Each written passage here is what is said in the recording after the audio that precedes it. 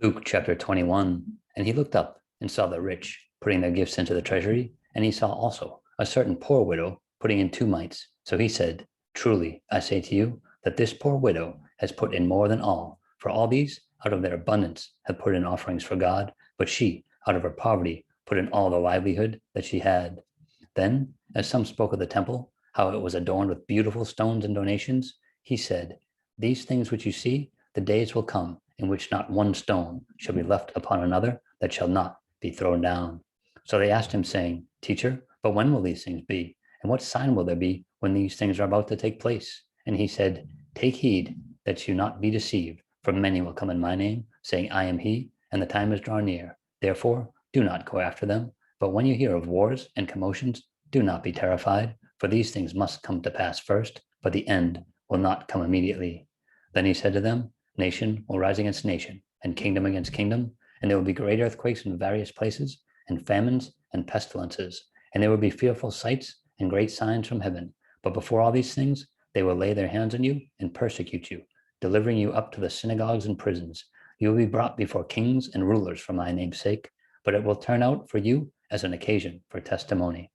Therefore, settle it in your hearts not to meditate beforehand on what you will answer, for I will give you a mouth and wisdom which all your adversaries will not be able to contradict or resist.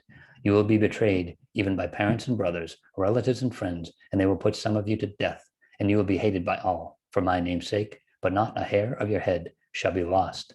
By your patience, possess your souls.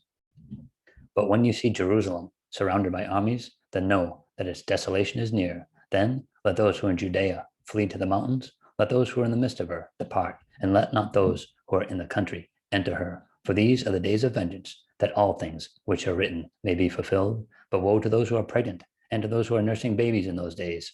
For there will be great distress in the land, and wrath upon this people, and they will fall by the edge of the sword, and be led away captive into all nations, and Jerusalem will be trampled by the Gentiles until the times of the Gentiles are fulfilled. And there will be signs in the sun, in the moon, and in the stars, and on the earth distress of nations with perplexity, the sea and the waves roaring, men's hearts failing them for fear and the expectation of those things which are coming on the earth, for the powers of the heavens will be shaken. Then they will see the Son of Man coming in a cloud with power and great glory. Now, when these things begin to happen, look up and lift up your heads, because your redemption draws near. Then he spoke to them a parable. Look at the fig tree and all the trees. When they are already budding, you see and know for yourselves that summer is now near. So you also, when you see these things happening, know that the kingdom of God is near. Assuredly, I say to you, this generation will by no means pass away till all things take place. Heaven and earth will pass away, but my words will by no means pass away.